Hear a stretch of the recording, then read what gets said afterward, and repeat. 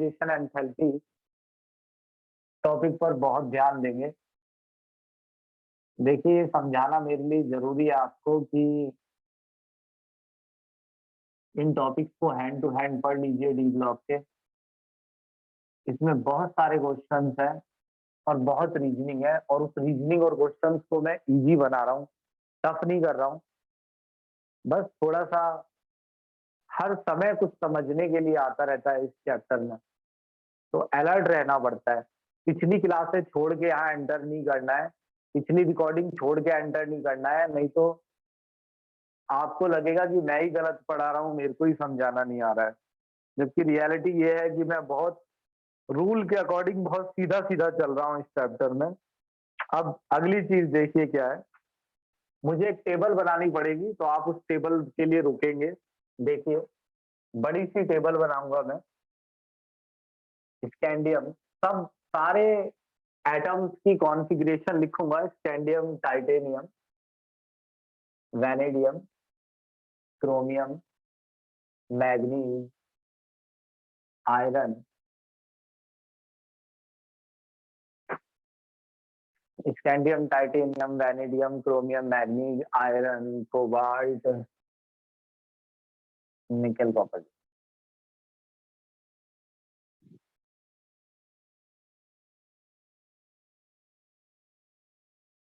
और मेरे साथ एंजॉय कीजिए इस चैप्टर को। Chromium, manganese, iron, cobalt, nickel, copper, zinc.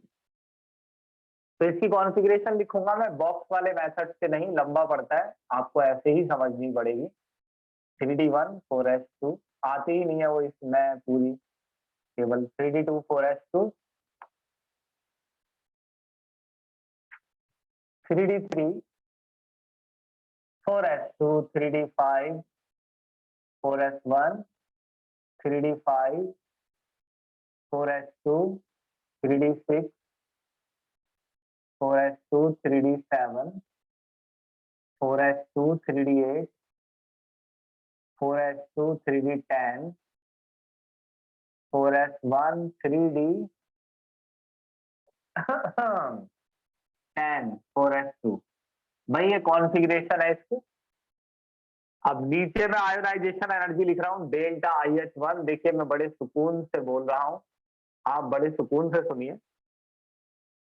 Delta IH1 पहली आयोनाइजेशन एनर्जी 631 और ये है आपकी 656 और 650 653 717 762 और 758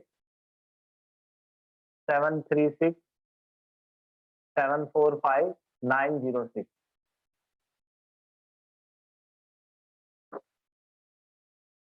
कल मैंने आपको एक चीज सिखाई थी, मैंने आपसे बोला था पहले आप आयोनाइजेशन एनर्जी की एक छोटी सी बात समझ लीजिए।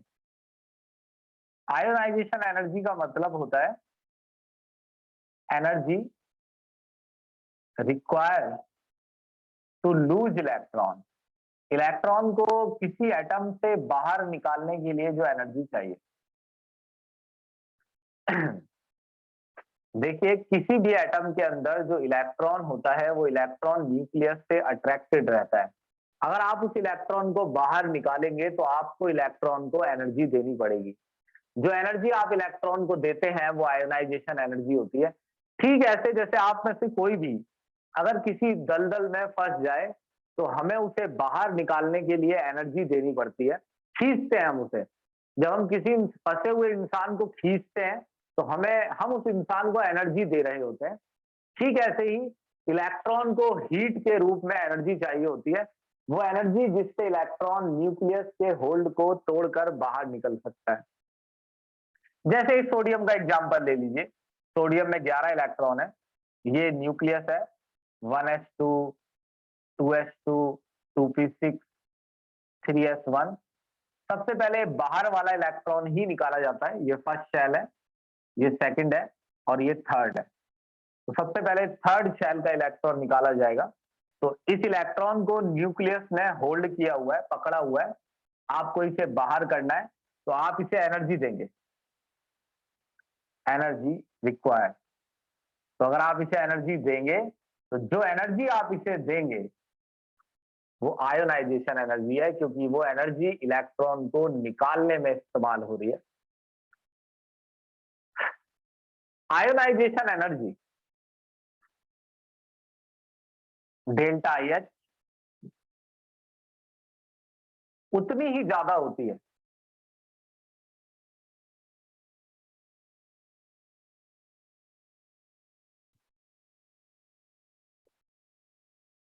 जितना ज्यादा इलेक्ट्रॉन पर इफेक्टिव न्यूक्लियर चार्ज होगा। जितना ज्यादा इलेक्ट्रॉन पर इफेक्टिव न्यूक्लियर चार्ज होगा। देखिए, जितने आराम से मैं बता रहा हूं उतने ही आराम से सुनना है, फिर भी हम 2-3 पेज पढ़ लेंगे। मेरी बात को मानना है, जो भी मैं बता रहा हूँ एक्सपीरियंस से बता रहा हूँ।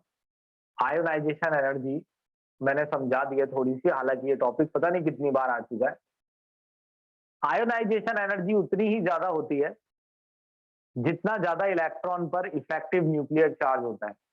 पिछली क्लास में मैंने पढ़ाया है इफेक्टिव न्यूक्लियर चार्ज न्यूक्लियस का लास्ट शेल पर अट्रैक्शन होता है। न्यूक्लियस लास्ट शेल पर कितना अट्रैक्शन डालती है, इसको इन शॉर्ट कहते हैं इफेक्टिव न्यूक्लियर चार्ज। अब अगर आप यहां से, मैंने आपको समझाया था रफली, स्कैंडियम से मैग्नीज तक, स्कैंडियम से मैग्नीज तक दोनों चीजें बढ़ती हैं। जब हम स्कैंडियम से मैग्नीज पर जाते हैं, न्यूक्लियर चार्ज इंक्रीज होता है। हिंदी में लिख के दिया हुआ है बोर्ड पर, अगर फिर भी तुम इतने आलसी हो गए हो कि तुमने उसे एक बार रीड भी नहीं किया है, तो मैं इसे फिर लिख के दे रहा हूं, फिर देख लेना एक बार। स्कैंडियम से मैग्नीज तक न्यूक्लियर चार्ज इंक्रीज होता है क्योंकि एटॉमिक नंबर बढ़ रहा है। स्कैंडियम से मैग्नीज तक एक एक इलेक्ट्रॉन अंदर भी एंटर होता है, D1 D2 अंदर इलेक्ट्रॉन एंटर हो रहा है। तो nuclear charge increase as well as screening effect increase, दोनों चीजें इंक्रीज होती है, न्यूक्लियर चार्ज भी, स्क्रीनिंग इफेक्ट भी। But nuclear charge increase more, तो न्यूक्लियर चार्ज ज्यादा इंक्रीज होता है। तो इसका फाइनल रिजल्ट ये होता है कि अगर आप स्कैंडियम से मैग्नीज पर जाएंगे तो लास्ट शेल पर लगने वाला अट्रैक्शन बढ़ेगा, लास्ट शेल पर लगने वाला अट्रैक्शन बढ़ेगा स्कैंडियम से मैग्नीज तक। मुझे जरूर बताना है ये, और अगर आपने पिछली क्लास का कुछ भी रिवाइज नहीं किया है तो थोड़ी प्रॉब्लम होगी, हमें भी तुम्हें भी। न्यूक्लियर चार्ज बढ़ेगा और स्क्रीनिंग इफेक्ट भी बढ़ता है, बट न्यूक्लियर चार्ज ज्यादा बढ़ता है, स्क्रीनिंग इफेक्ट कम बढ़ता है। स्क्रीनिंग इफेक्ट कम क्यों बढ़ता है? क्योंकि इलेक्ट्रॉन डी में एंटर कर रहा है, और डी में इलेक्ट्रॉन ठीक से स्क्रीनिंग इफेक्ट प्रोड्यूस नहीं करते हैं। तो स्कैंडियम से मैग्नीज तक अगर आप रफली देखें तो आयोनाइजेशन एनर्जी बढ़ती है। ये बीच में 653 650 है, ये थोड़ी सी घटी है, बीच में इरेगुलर रहती है आयोनाइजेशन एनर्जी। ऐसा नहीं कि एकदम से बढ़ेगी, थोड़ी इरेगुलर बढ़ती है। लेकिन अगर आप ओवरऑल देखें लेफ्ट से लेके राइट तक तो वैल्यू बढ़ रही है। तो आपको ऐसा नहीं कि रेगुलरली आयोनाइजेशन एनर्जी बढ़ती है, उन्होंने मेंशन किया हुआ है स्पेशली कि आयोनाइजेशन एनर्जी किसी भी सीरीज में 3D 4D 5D 6D में इरेगुलरली ही बढ़ती है, रफली इंक्रीज होती है। लेकिन ये ट्रेंड यहां तक तो फिर भी ठीक है, मैग्नीज तक तो हमें फिर भी दिख रहा है कि ये सिर्फ बढ़ रही है। उसके बाद ये बढ़ रही है, कभी घट रही है, कभी फिर घट रही है, फिर ये थोड़ी सी बढ़ रही है, फिर ये काफी बढ़ रही है। यानी इसे कहते हैं इरेगुलर ट्रेंड। तो जब ट्रेंड इरेगुलर है तो हम ये बोलेंगे कि रफली ऐसा हो रहा है कि left to right ionisation energy बढ़ रही है 600 से 900। यानी कोई कंटिन्यूअस ट्रेंड नहीं है, लेकिन ये तो हम कह ही सकते हैं फिर भी कि आयोनाइजेशन एनर्जी बढ़ती है। कि यही सवाल आएगा कि left to right ionisation energy बढ़ती है या घटती है। आप बताएंगे बढ़ती है मगर इरेगुलरली। ये भी क्वेश्चन आएगा कि किसी की आयोनाइजेशन एनर्जी ज्यादा क्यों है, किसी की कम क्यों है, ये मैं बताऊंगा। पहले ये सीख लीजिए कि आयोनाइजेशन एनर्जी रफली इंक्रीज होती है। और स्कैंडियम से मैग्नीज तक तो फिर भी ट्रेंड अच्छा है, मगर बाद में गड़बड़ ज्यादा होती है। तो स्कैंडियम से ये मैंने लिखा है स्कैंडियम से मैग्नीज तक। अब यहाँ manganese to iron delta I H increase slowly but irregularly. तो इसका क्या कारण है? क्या यहां से यहां तक जो लास्ट शेल पर लगने वाला अट्रैक्शन है वो रेगुलरली नहीं बढ़ रहा है? जी ऐसा ही है कुछ। हालांकि जो लास्ट क्लास में हमने पढ़ा है वो तो ऐसे है कि जब हम मैग्नीज से जिंक पर जाते हैं तो पेयरिंग होने लगती है, डबल डबल इलेक्ट्रॉन आने लगते हैं डी में, और पेयरिंग होने से स्क्रीनिंग इफेक्ट बढ़ने लगता है। और मैग्नीज से जिंक तक न्यूक्लियर चार्ज भी उतना ही बढ़ता है जितना स्क्रीनिंग इफेक्ट बढ़ता है। अब ये बिल्कुल इक्वली तो होता नहीं है भाई, ये तो कहने का है कि न्यूक्लियर चार्ज भी उतना ही बढ़ता है जितना स्क्रीनिंग इफेक्ट, ऑलमोस्ट। यानी कभी न्यूक्लियर चार्ज और स्क्रीनिंग इफेक्ट बिल्कुल इक्वल नहीं होते हैं, लेकिन ये एक दूसरे को कंपीट करते हैं। कभी न्यूक्लियर चार्ज थोड़ा सा ऊपर होता है, कभी स्क्रीनिंग इफेक्ट थोड़ा सा ऊपर होता है। तो बिल्कुल भी इक्वली नहीं बढ़ते हैं कि बिल्कुल ही इक्वली बढ़ रहे हैं। तो अगर दोनों बिल्कुल इक्वली बढ़ते एक्यूरेटली तो फिर तो मैग्नीज से जिंक तक अट्रैक्शन सेम रहता। लेकिन क्योंकि ये ऑलमोस्ट सेम रहते हैं तो इसीलिए आयोनाइजेशन एनर्जी भी ऑलमोस्ट इंक्रीज हो रही है। तो आपको ये नहीं कहा जाएगा वहां पर कि हर बात का ऊपर नीचे रीजन बताते रहिए कि थोड़ी सी क्यों घटी, थोड़ी सी। तो आप पागल हो गए। आपको सिर्फ इतना कहना है left to right ionisation energy बढ़ती है इरेगुलरली, और इसका कारण है कि न्यूक्लियर चार्ज ज्यादा बढ़ता है और स्क्रीनिंग इफेक्ट उतना नहीं बढ़ता है। That's it. ये बात बताओ, पहले ये हजम हुई जल्दी?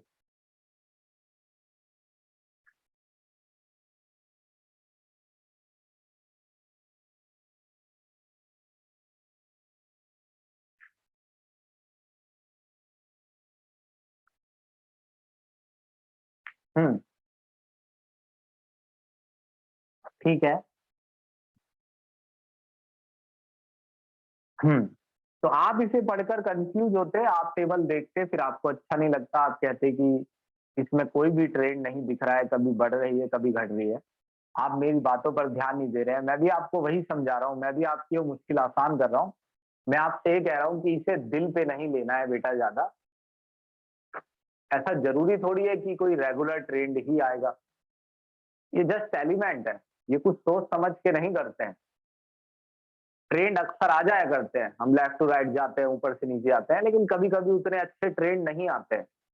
फिर भी एक ट्रेंड तो है ही कि इंक्रीज हो रही है वैल्यू, तो दिख ही रहा है। यहाँ छोटी वैल्यू है, उस तरफ बड़ी है, मगर इंक्रीमेंट इरेगुलर है क्योंकि न्यूक्लियर चार्ज और स्क्रीनिंग इफेक्ट भी जो एक दूसरे को कंपीट कर रहे हैं वो भी रेगुलरली कर रहे हैं।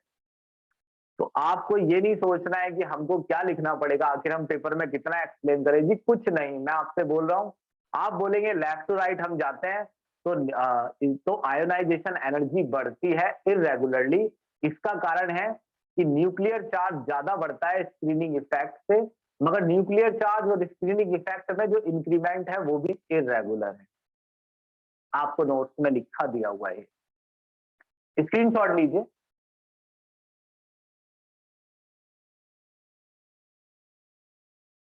अब सुनिए, अब ये मैं मिटा रहा हूँ, हालांकि इसमें लिखने में बड़ी मेहनत लगी थी, लेकिन हमें जल्दी से मिटाना पड़ रहा है।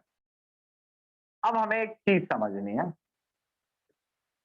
और ये बात आप बहुत अच्छे से याद रखेंगे एक दिन के लिए, मे भी अगली क्लास के लिए, कि आयोनाइजेशन एनर्जी इरेगुलरली बढ़ रही है।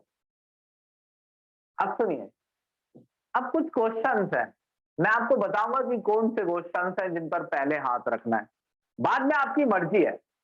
देखिए, मैं आपको जिंक का रीजन बता रहा हूँ जो कि मोस्ट इंपोर्टेंट है। मैं आपको बता रहा हूँ मैग्नीज क्या क्या कारण है, क्रोमियम पर क्या क्वेश्चन आएगा जो कि मोस्ट इंपोर्टेंट है, जो कि आसान है आंसर करना, इसीलिए आपकी बुक में दिए भी हुए हैं। कुछ ऐसे रीजन है जिनके जिस वजह के कोई एक रीजन नहीं है, जैसे मे बी ये थोड़ा सा क्यों घट रहा है, तो इसका कोई एक रीजन नहीं है सॉलिड, तो इसलिए आपकी बुक में वो नहीं मिलता है। अब आप इसके पीछे पड़ जाएंगे जिसका आपको कुछ करना नहीं है, और आपसे मैंने अगर क्रोमियम और मैग्नीज और जिंक का क्वेश्चन पूछा तो वो आपको आ नहीं रहा है, तो ऐसा नहीं करना है। तो सबसे पहले ये सुनिए, क्वेश्चन ये आएगा कि मैग्नीज की वैल्यू हाई क्यों है। हाई होने में क्या दिक्कत है? दिक्कत ये 6 चल रहा था, फिर ये अचानक से 7 हो गया, 50 का इंक्रीमेंट हुआ है, लगभग 50 का, और ये 3 का इंक्रीमेंट है, ये 6 का अंतर है, ये अंतर लगभग 20-30 का है, और यहीं पर यही अंतर सबसे ज्यादा है। सबसे पहले ये क्वेश्चन आएगा कि वाई, अब ज्यादा बड़ा नहीं लिखना है, हाई, मैं ऐसे लिख देता हूं, हाई डेल्टा IH1। क्या आपने वन शब्द पे ध्यान दिया? वन शब्द का मतलब है पहला इलेक्ट्रॉन निकाल रहे हैं आप, पहला इलेक्ट्रॉन निकाल रहे हैं, तो उस समय कॉन्फ़िगरेशन ऐसी होगी, क्योंकि पहला इलेक्ट्रॉन एटम में से निकाला जाता है, तो वो ऐसी कॉन्फ़िगरेशन में दिखेगा। आप कहेंगे हाई क्यों है डेल्टा IH1 मैग्नीज की, तो हम कहेंगे कि क्योंकि हमें electron more stable, extra stable 3d5 4s2 configuration से रिमूव करना है। तो इसमें क्या दिक्कत है? देखिए, मैग्नीज की कॉन्फ़िगरेशन नेचुरली बहुत स्टेबल होती है। इसका कारण है डी एग्जैक्टली हाफ फील्ड है और 4s एग्जैक्टली फुली फील्ड है। ये दोनों सब शेल्स एक्स्ट्रा स्टेबल हैं क्योंकि ये सिमेट्रिकल है। सिमेट्रिकल का मतलब है 3D सब शेल में 5 ऑर्बिटल हैं, पांचों में सिंगल सिंगल इलेक्ट्रॉन है।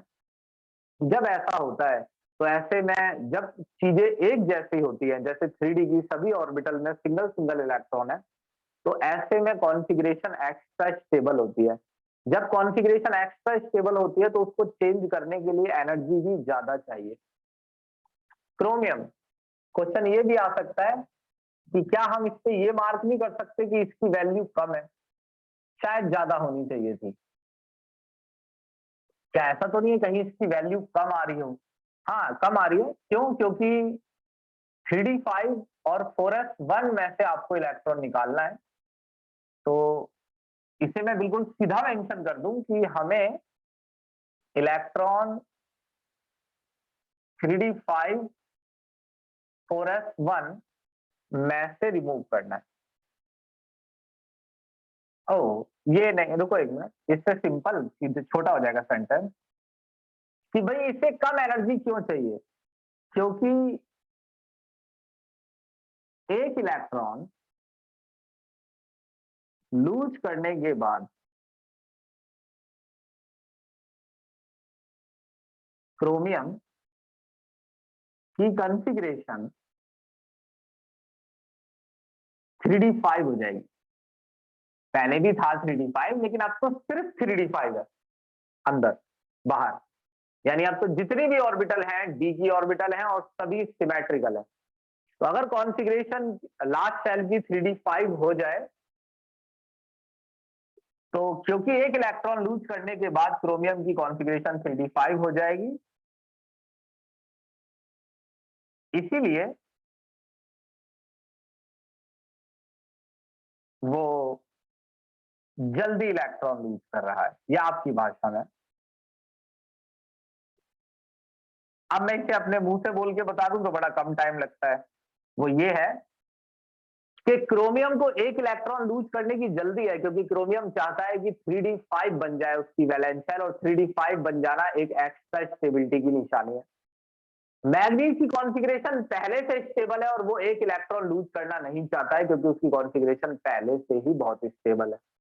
सेम केस यहां देखिए, ये वैल्यू कुछ ज्यादा लो है इसके कंपेयर में, इस पे मार्क करना है कि ये हाई है, ये मैं आपको क्वेश्चन दिखा रहा हूँ कितने हैं कि ये कुछ ज्यादा हाई है। ये ज्यादा हाई इसलिए है क्योंकि, इन शॉर्ट लिख देता हूँ, इलेक्ट्रॉन हैज टू रिमूव, क्योंकि आपको इलेक्ट्रॉन रिमूव करना है from stable 3d10 4s2 configuration.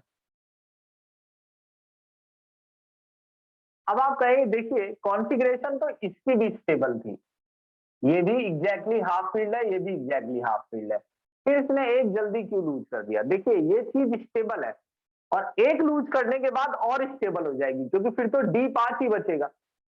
लेकिन अगर ये एक इलेक्ट्रॉन लूज करता है तो इसे 3d5 4s1 मिलेगा, जिसके कंपेयर में ये फिलहाल ज्यादा स्टेबल है।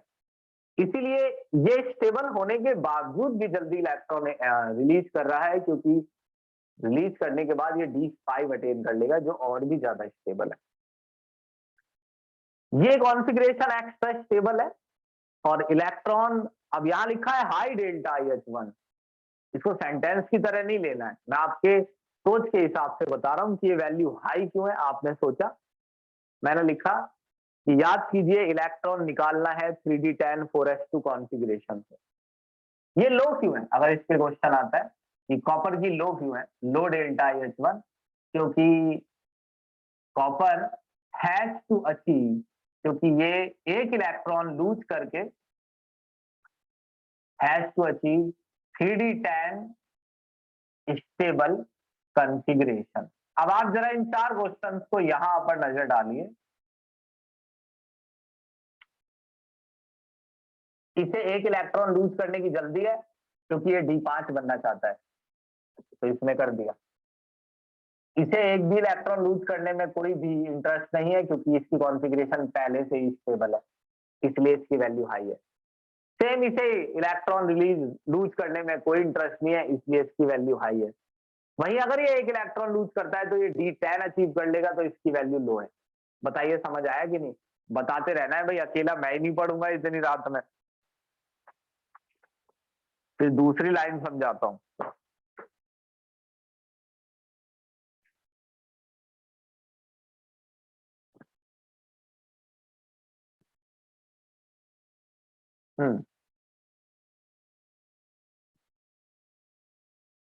ठीक है, गुड। अब सुनिए,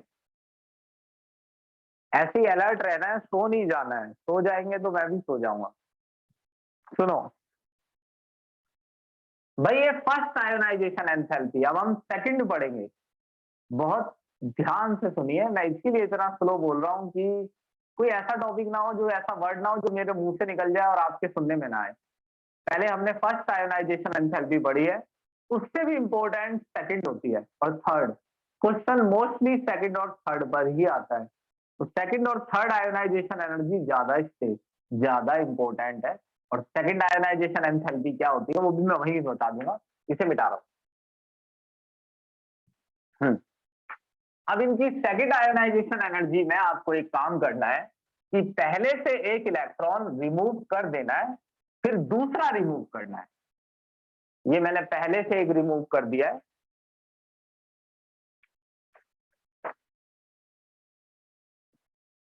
एक हटा दिया, इसमें से भी एक हटा दिया, एक एक रिमूव करते जाइए।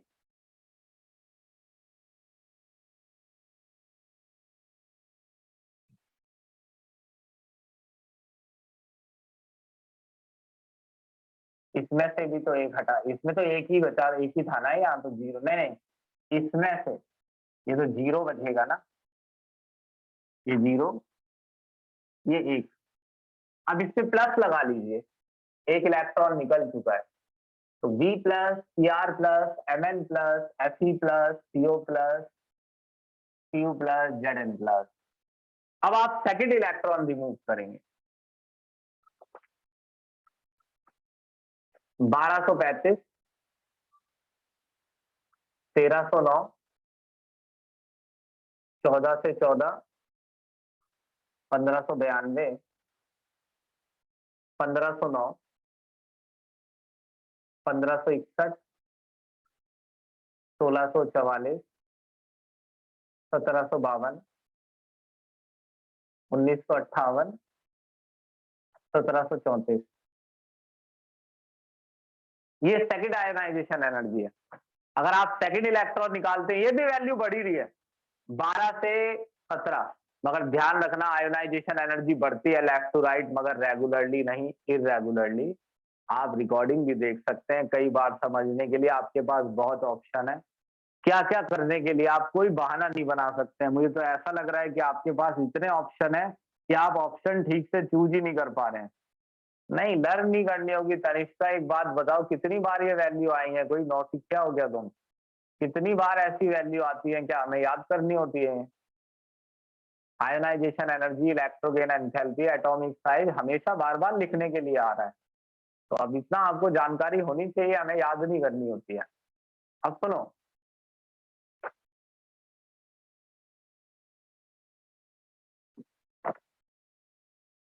इसे देखो, ये ज्यादा है ना, और ये अचानक से काफी कम है।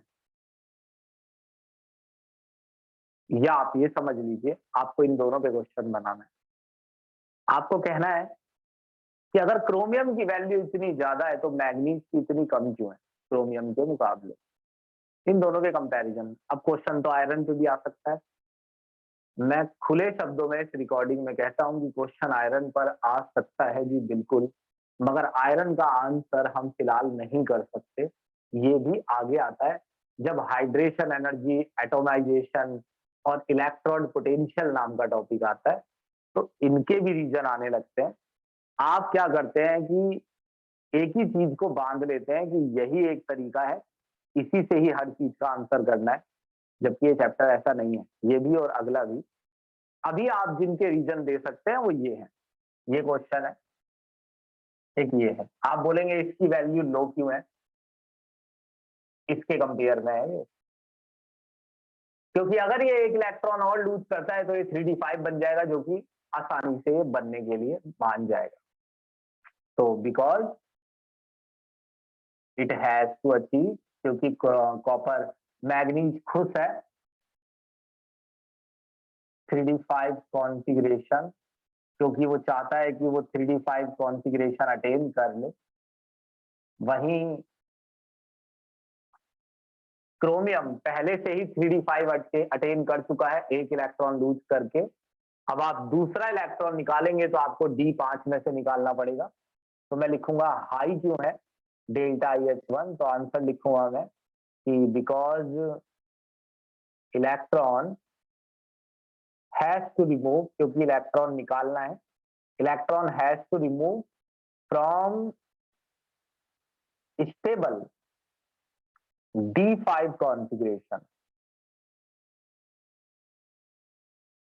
तो ये सुनिए ध्यान से मेरी बातें, आपको मैं टाइम दूंगा इसे पढ़ने का। देखिए, ये मैं जैसे भी लिखता हूँ आराम आराम से और बोलता हूँ, ये मैं आप ही के लिए बोलता हूँ, नहीं तो मेरे को भी स्पीड तेज है मेरी, लेकिन ये ऑनलाइन क्लास से आवाज अच्छी आनी चाहिए, सीधी आनी चाहिए, जितनी सीधी आ सके। ये Zn+ है, आप देख रहे हैं इन दोनों पे अगर सवाल है तो ये वैल्यू ज्यादा कम है। ये वैल्यू इतनी कम क्यों है? क्योंकि इसके कंपेयर में पूछेगा लो डेल्टा IH1, तो ये कम क्यों है? तो ये कम है क्योंकि because it has to achieve stable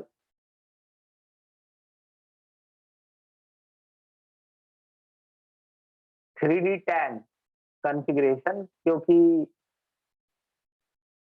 repeat करता हूं, एक बार सुनिए, ये वैल्यू कम है इसके कंपेयर में, तो इसे इलेक्ट्रॉन, दूसरे की बात चल रही है, दूसरा इलेक्ट्रॉन निकालना आसान है जिंक के लिए। पहला तो पहले ही निकल गया था, अब आप दूसरा निकाल रहे हैं ये वाला, और ये आसानी से निकल रहा है। वैल्यू देख के पता चल रहा है कम एनर्जी देनी पड़ रही है, क्योंकि एक इलेक्ट्रॉन लूज करके ये 3d10 बन जाएगा, और 3d10 स्टेबल होता है। तो जब ये एक इलेक्ट्रॉन आसानी से लूज इसलिए करना चाहता है क्योंकि जिंक जानता है कि एक इलेक्ट्रॉन अगर वो दे दे तो वो d10 बन जाएगा। सभी एटम d10 d5 बनने के लिए कोशिश करते हैं, और वो इस चीज के लिए खुश होते हैं जब उन्हें d10 बना दिया जाता है या d5।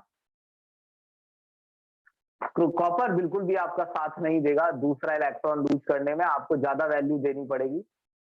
तो high delta I H to है इसका, ये 1 1 लिख रहा हूं मैं, गलत हो रहा है ये, डेल्टा आई एच टू, ये डेल्टा आई एच टू है जी, 1 नहीं है, आपने शायद नोटिस भी नहीं किया कई बच्चों ने। तो high delta I H two, क्योंकि because electron has to remove from D10 configuration, क्योंकि इलेक्ट्रॉन D10 में से निकालना है। आप 30 सेकंड में या 1 मिनट में ये सेंटेंसेस पढ़ लीजिए, ये 4 पर ही क्वेश्चन है, इनमें से किसी पर नहीं है, अगर है तो आगे आएंगे वो। अब आप मुझे बताइए, तीसरी आयोनाइजेशन एनर्जी पढ़ेंगे जी। ऐसे ही अलर्ट रहना, ध्यान देना और थोड़ा धैर्य रखो अपने मन में और अपने आप को धक्का मारते चला करो।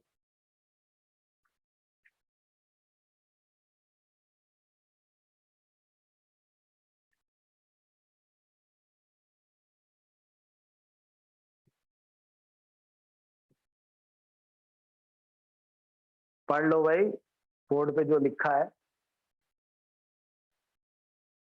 फिर तीसरा लिखूंगा मैं।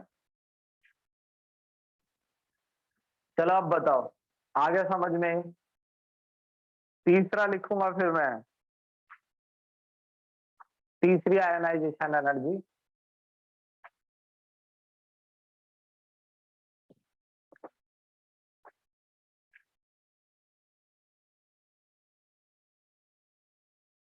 चलिए ठीक है, स्क्रीनशॉट लीजिए इसका।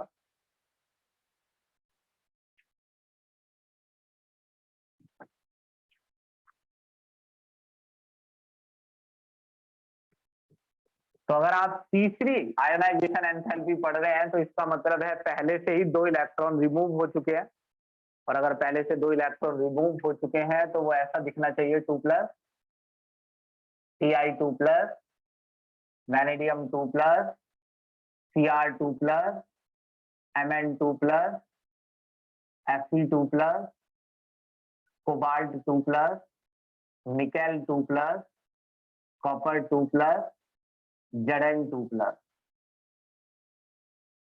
अब दूसरा इलेक्ट्रॉन और निकाल दीजिए, ये गया 4s0, ये गया, एक एक निकालते रहिए, ये यहां से जाएगा जी, यहां से तो गायब ही है, 3d4 बन चुका है, ये गया। हाँ, आयरन में एक और गया, 4s0 हो गया अब आयरन का। एक और गया 0, ये 0, ये यहां से जाएगा जी कॉपर में 3d9, ये गया 4s0। अब इनकी वैल्यूज लिख लेते हैं, इस फॉर्म में इसे तीसरा इलेक्ट्रॉन लूज करना है।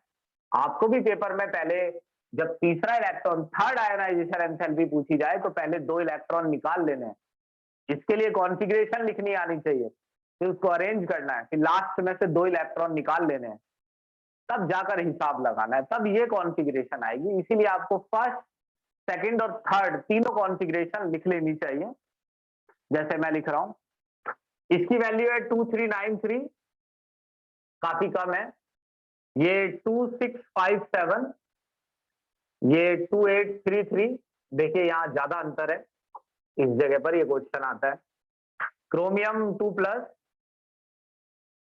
2990, मैग्नीज की वैल्यू बड़ी है 3260, और आयरन की वैल्यू उसके कंपेयर में छोटी है 3243, 3402, 3556, 3829। यहाँ पर ये क्वेश्चन है जी, ये 4 है जी, इम्पोर्टेंट है चारों। इन चारों की वैल्यू कुछ अजीब लग रही है अपने आसपास वालों से, जैसे ये बहुत ज्यादा है, 300 का अंतर है, जबकि यहाँ 200 से भी कम का अंतर है, यहाँ 100 के करीब का अंतर है, 100 भी नहीं है शायद, 100 से यहाँ थोड़ा ज्यादा है। ये अंतर फिर एक अचानक से ज्यादा है और इन दोनों में भी गैप ज्यादा है। तो ये जो वैल्यू है, अगर आप यहां से लेके यहां तक में देखें तो आयरन की वैल्यू सबसे कम है, ये आसानी से लूज कर रहा है लो। स्कैंडियम का क्वेश्चन आता है जी, एनसीईआरटी ने भी मेंशन किया हुआ है, लो डेल्टा IS3, जरूर ये कुछ बनना चाहता है, because it has to achieve, क्योंकि ये अचीव करना चाहता है कॉन्फ़िगरेशन ऑफ आर्गन, क्योंकि आर्गन की तरह बनना चाहता है और आर्गन की कॉन्फ़िगरेशन काफी स्टेबल होती है। ये नोबल गैस बनना चाहता है। तीसरा इलेक्ट्रॉन रिमूव करके 21 इलेक्ट्रॉन थे, 3 गए तो 18 बचे। 18 आर्गन हाई क्यों है और ये लो क्यों है? साफ साफ दिख रहा है आंसर, लो डेल्टा IS3। ये लो क्यों है, ये हाई क्यों है? ये हाई क्यों है? हे भगवान, हाई लो बिकॉज, हाँ बिकॉज, रुक जाओ एक मिनट, हाँ because now it has to remove electron from 3D5 configuration। तो 3D5 में से इलेक्ट्रॉन निकालना मुश्किल है जी, आप मेरे को फाइनली फिर से बताएंगे कि समझ में आया है कि नहीं। लो डेल्टा IS3 लो क्यों है? क्योंकि आयरन D5 बनने वाला है, एक और निकाल दोगे तो D5 बन जाएगा। Because it has to achieve stable D5 configuration. अगला वैल्यू ज्यादा है, 3829 हाई,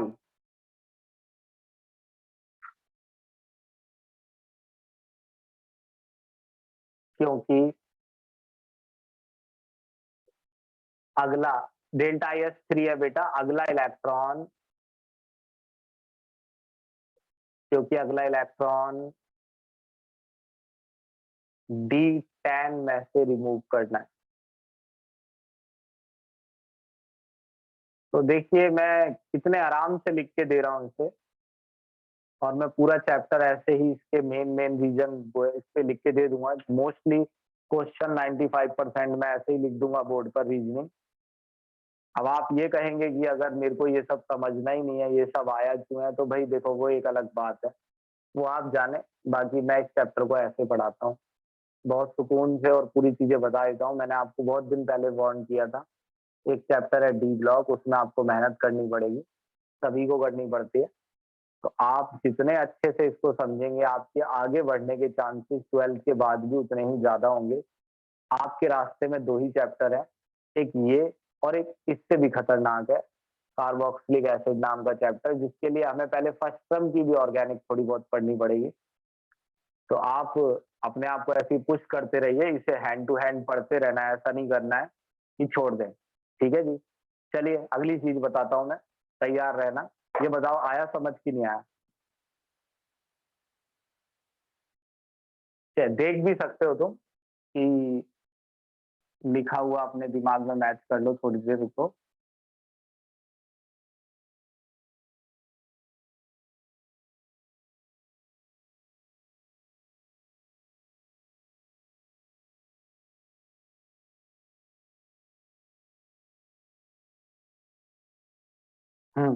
ठीक है, चलिए अगली चीज पकड़ता हूं मैं। ये अच्छा टॉपिक है, ऑक्सीडेशन स्टेट। बहुत क्वेश्चन आते हैं जिससे से भी ऐसे ही, जैसे अभी आपके सामने लिखे हैं। मैं पहले आपको बताऊंगा कि आपको कौन कौन से रीजन याद रखने हैं। पहले आपको मुझ पे बिलीव करना है, और जो भी चीज मैं कहता हूँ कि पहले बेटा ये याद करना है, तो पहले वही याद करना है।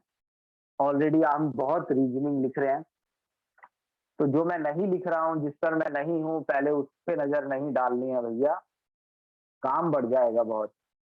चलिए जी, ऑक्सीडेशन स्टेट पढ़ेंगे और ज्यादा देर नहीं लगती है इसमें,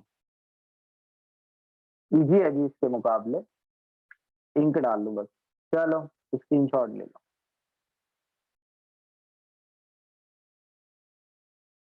ऐसा लगता है दिल ये मेरा खोने को है।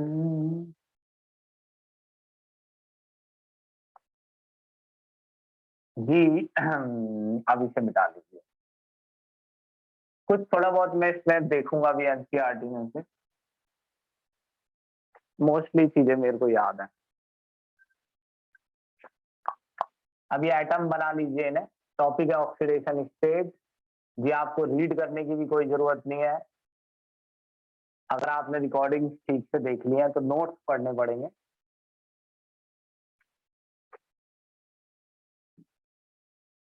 जब मैं ये कह देता हूँ ना रीड करने की कोई जरूरत नहीं है इस टॉपिक को या कोई भी चीज, तो भी आप ये समझिए कि रीड करने की जरूरत होती है। ऐसा कभी होता ही नहीं है और ऐसे कोई भी नोट्स नहीं है जो एनसीईआरटी से ज्यादा फायदा दे दें। ये बात उनके लिए कही जाती है जो नहीं सहन कर सकते हैं एनसीईआरटी की लैंग्वेज, जिनके बस की ही नहीं है, उनके लिए कही जाती है। बाकी अभी सभी के लिए मेरा तो यही कहना है कि आप जितनी बुक पढ़ेंगे आपको 12th के बाद उतना ही बेनिफिट होगा। स्कैंडियम +2 अटेन करता है और +3। सुनना मेरी बात, हम टॉपिक पढ़ रहे हैं कि ये जो एटम्स हैं ये कौन सा चार्ज अटेन करते हैं ज्यादातर। मैं एक एग्जांपल देता हूं, आप कभी भी जिंक का कोई कंपाउंड देखेंगे तो उसपे जिंक पर चार्ज +2 ही होगा। Zinc oxide, zinc sulphide, zinc sulphate, कुछ भी, सोडियम जिंकेट, जो भी आप जिंक का आप कोई भी कंपाउंड देखेंगे तो Zn पे +2 चार्ज ही होता है। आपको आज यही समझना है कि ये एटम ज्यादातर एक ही तरीके का चार्ज अटेन क्यों करते हैं। जिंक हमेशा +2 क्यों बना रहे हैं, कॉपर या तो +1, मगर ज्यादातर +2 क्यों बना रहे हैं। टाइटेनियम +2 भी बनाता है, +3 भी बनाता है, लेकिन सबसे ज्यादा +4। स्कैंडियम सबसे ज्यादा +3, टाइटेनियम सबसे ज्यादा +4, स्कैंडियम शायद +2 बनाता है सबसे, चलो देखेंगे बाद में। नहीं नहीं, +3 बनाता है। वैनेडियम +2, +3, +4 सब बनाता है, सबसे ज्यादा +5। ये कई स्टेट अटेन कर लेते हैं, याद करनी है जी टेबल पूरी। क्रोमियम +2, +3, +4, +5, +6 बनाता है, सबसे ज्यादा सोचने देना मुझे 3d5 +3 बनाता है। मैग्नीज +2, +3, +4, +5, +6, +7 बनाता है, सबसे ज्यादा +2 बनाता है। ये आधी हो गई, पहले आधी को समझना है, ये आपके क्वेश्चन है। ये तो आपने स्टेट याद कर ली। अब मैं बिल्कुल क्लियर शब्दों में बोलता हूं, आपसे क्वेश्चन पूछा जाएगा पेपर में कि मैग्नीज सबसे ज्यादा +2 अटेन क्यों करता है, मैग्नीज +2 स्टेट में इतना स्टेबल क्यों है, अगर मैग्नीज +3 स्टेट में होता है तो वापस +2 में क्यों चला जाता है, इस तरीके के क्वेश्चन। स्कैंडियम +3 क्यों बनाता है, 3 इलेक्ट्रॉन क्यों लूज करता है, इसकी कॉन्फ़िगरेशन लिखनी पड़ेगी, आधी की लिख लो। 3d2 4s2, 3d3 4s2, 3d5 4s1, 3d5 4s2। Scandium +3 क्यों बनाता है, क्योंकि स्कैंडियम अगर तीनों इलेक्ट्रॉन लूज कर दे तो वो आर्गन की कॉन्फ़िगरेशन अचीव कर लेता है। To achieve stable noble gas configuration, तो स्कैंडियम ज्यादातर +3 बनाता है क्योंकि उसे नोबल गैस की तरह बनना है, आर्गन। सेम टाइटेनियम +4 बनाता है आर्गन की तरह बनने के लिए। 22 एटॉमिक नंबर है, 4 दे देगा तो 18 बचेंगे। से 21 एटॉमिक नंबर है, 3 दे देगा 18 बचेंगे। 23 एटॉमिक नंबर है, 5 दे देगा 18 बचेंगे। ये आसान है, ये तो गिफ्ट है। ये +4 क्यों बनाता है, ये +5 क्यों बनाता है, +3 +4 +5 to achieve stable noble gas configuration. Chromium +3 क्यों बनाता है, नई चीज समझनी पड़ेगी, समझो। जो डी ऑर्बिटल होती है ना,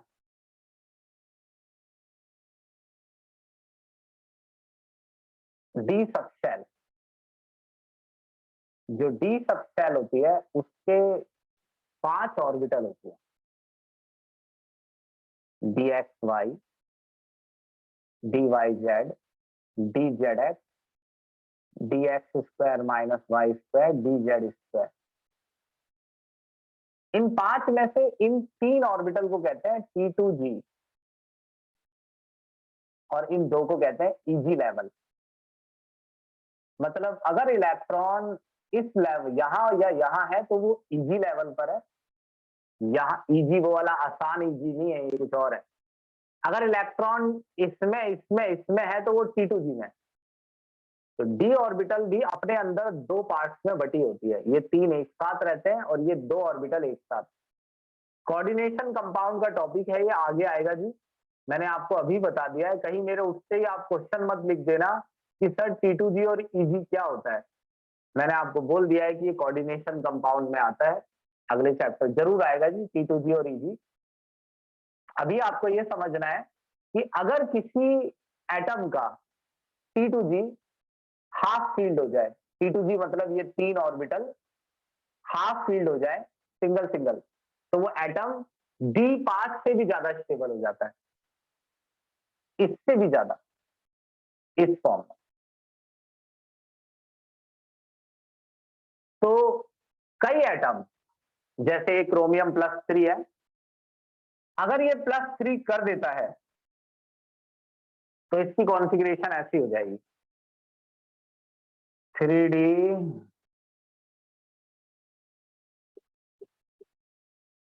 1 2 3 T2G हाफ फील्ड। तो इसका T2G जो है वो हाफ फील्ड हो जाएगा। 3 दे दिए कि 2 इसमें से गए, 1 4s में से गया। तो आप कहेंगे कि क्रोमियम +3 क्यों अचीव करना चाहता है? अगर क्रोमियम +2 में हो तो वो जल्दी से +3 क्यों बन जाता है? +4 में हो तो जल्दी से +3 क्यों बन जाता है? क्योंकि क्रोमियम T2G लेवल अचीव करना चाहता है, half filled T2G, half filled T2G to achieve. ओए जाना नहीं यहाँ से, मेरे को अकेला छोड़ के यहाँ समझते रहना। To achieve half half filled T2G।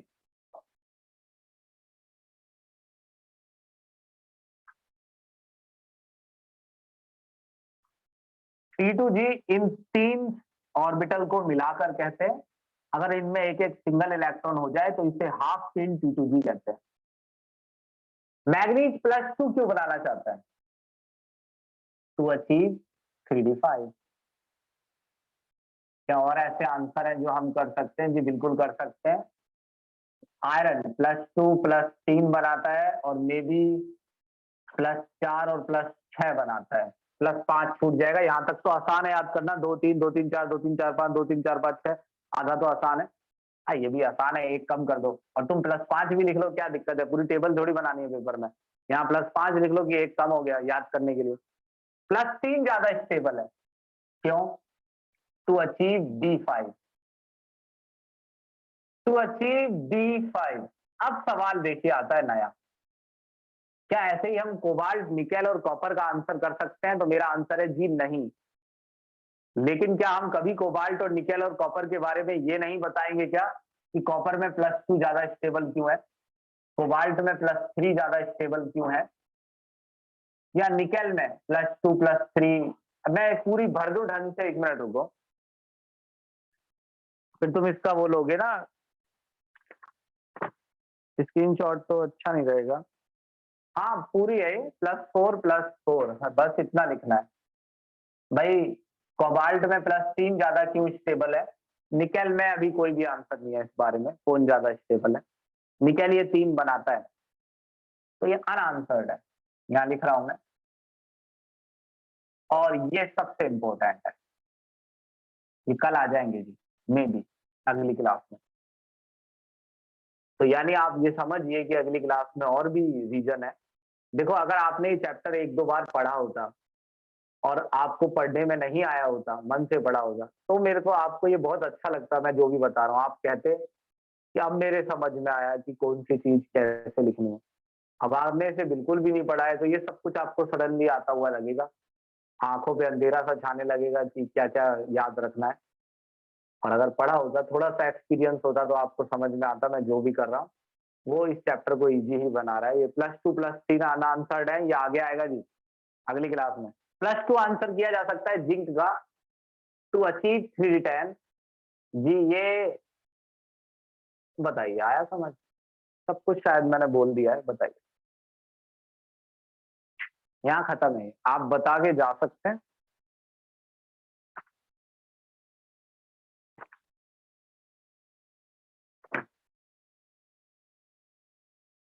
Hmm, good.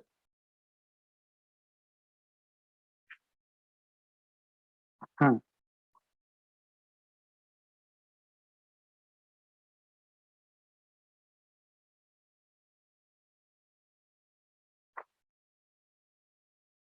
भाई मैंने कहा कि T2G में क्या डिफरेंस है और EG में क्या डिफरेंस है।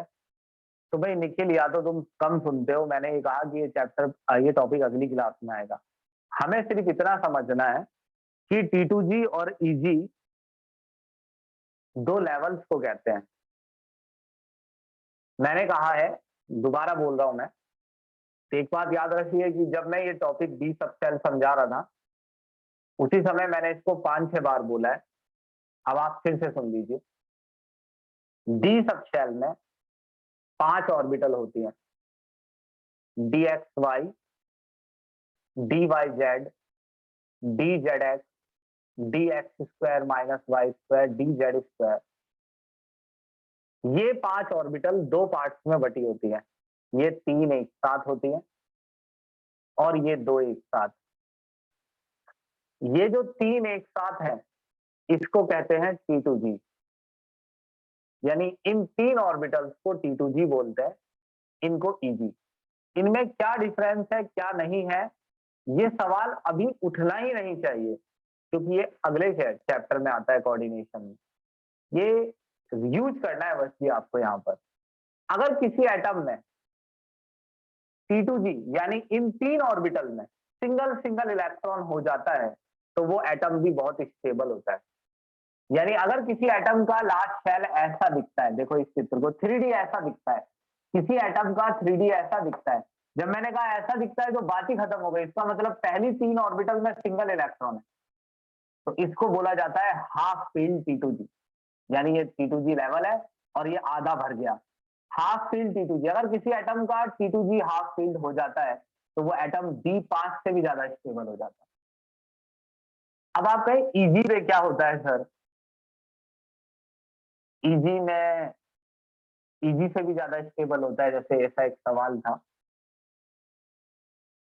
मतलब कैसे? ये दो EG में भर दूं, तो ये तो कॉन्फ़िगरेशन ही गलत है, ये दोनों EG है। और क्या क्या हो सकता है? या तो फिर ये 3 हो सकते हैं, या ये 4 हो सकते हैं। ये तो कुछ भी नहीं है, ना ये स्टेबल है ना अनस्टेबल है, तो 3D4 है। अगर ऐसे है तो ये हाफ फील्ड T2G है, तो ये स्टेबल है। अगर ऐसे है तो ये D5 है, तो ये स्टेबल है। अब ऐसा नहीं है कि T2G ज्यादा स्टेबल है या EG ज्यादा स्टेबल है, EG तो कुछ है ही नहीं, ये तो T2G की बात चल रही है सिर्फ। अगर T2G में इलेक्ट्रॉन सिंगल सिंगल सिंगल हो जाए 3 में, तो वो स्टेबल है।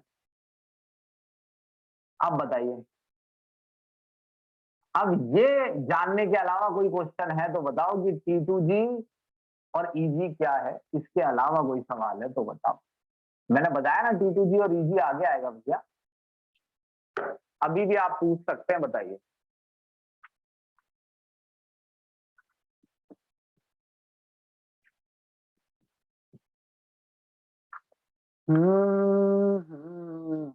भाई मैं पीछे ही बैठा हूँ, बताओ, मेरे भी पैर दुख रहे हैं। अब आपको अगर T2G और EG समझ में नहीं आया है, तो आप अपना वो सवाल बताइए कि मेरे को ये समझ नहीं आया, ये वाला शब्द नहीं आया मेरे को समझ में आपका। सर जी मेरे को आप ही समझ नहीं आ रहे हो, ये सब बात आप बोल दो।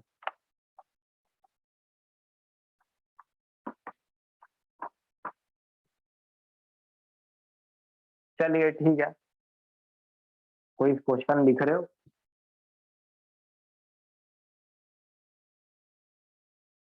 चलो यहाँ ना लिख पाओ तो मैसेज में लिख देना। ठीक है जी, व्हाट्सएप पे लिख देना। रुक जाओ, मैं एक बार चैट पढ़ लूँ। T2G लेवल में क्या डिफरेंस है? बस T2G मैंने थोड़ा बता दिया है। ईजी वाला भी डी पास से स्टेबल है ज्यादा। ये आंसर मैंने कर दिया है। ईजी वाला होता ही नहीं है तृप्ति। ईजी में कभी 2 इलेक्ट्रॉन बचेंगे ही नहीं, बचेंगे तो T2G में 3 या 2 या 1 या T2G या टोटल 4 बचते हैं। T2G लेवल में ऐसा क्या है सर? Half field. यही मैं कह रहा हूँ निखिल की T2G लेवल में क्या है और ईजी में क्या है, वो अगले चैप्टर में आएगा। बस हो गया। हमको तो ये समझना है कि अगर किसी एटम के लास्ट शेल में T2G हाफ फील्ड हो जाए तो वो स्टेबल हो जाता है। अब आपका सवाल है कैसे, तो वही मैं कह रहा हूँ कि वो अगले चैप्टर में आएगा।